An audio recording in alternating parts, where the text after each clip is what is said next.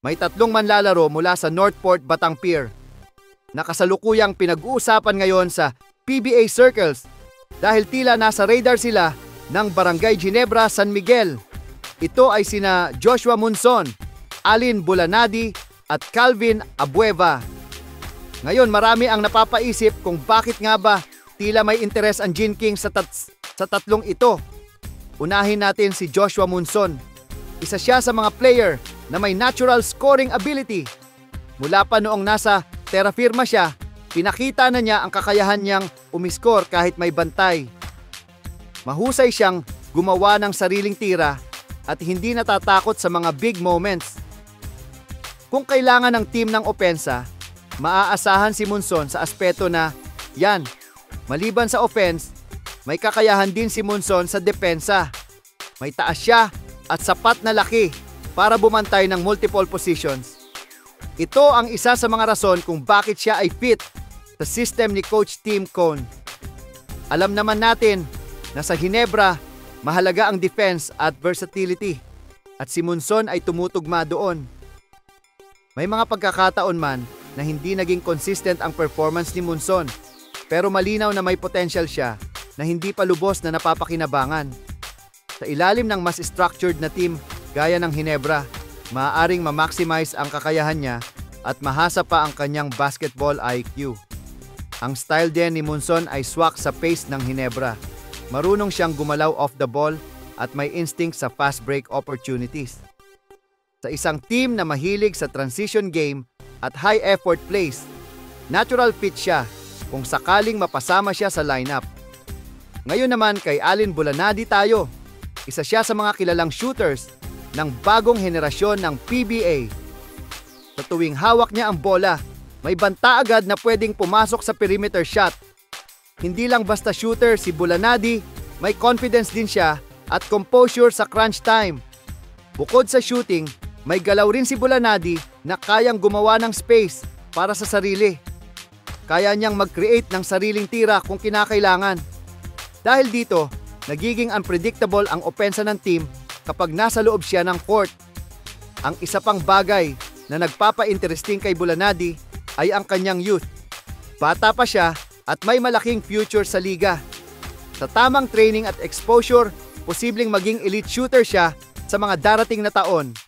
At sa ilalim ng guidance ng mga veteranong players ng Ginebra, malaki ang tsansang lalo pa siyang umangat. Tiyak na swak si Bulanadi sa spacing system ng Ginebra. Malaking tulong ang pagkakaroon ng consistent outside shooter na tulad niya na makapagbigay ng space sa loob para sa mga big men. Sa kabilang banda, ang pinakamaingay na pangalan sa tatlo ay si Calvin Abueva. Marami ang nagsasabi na tila hindi siya magtatagal sa Northport.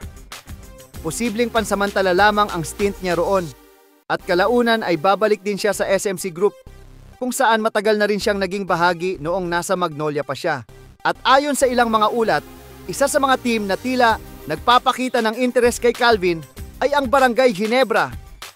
Bagamat sinabi ni Coach Tim Cone na walang ganitong plano sa ngayon, hindi naman natin maikakaila na sa mundo ng PBA, maraming bagay ang nangyayari kahit wala sa plano.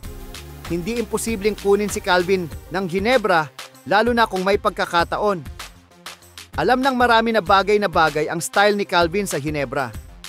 Kilala siya sa kanyang hustle, energy, at all-around effort sa court.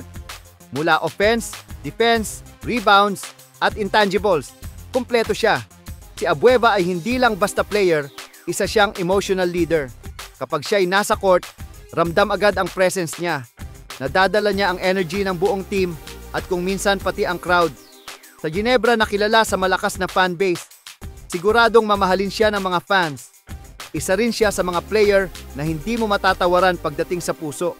Kahit na minsan may kontrobersya, hindi mo maikakaila na palaging all out si Calvin.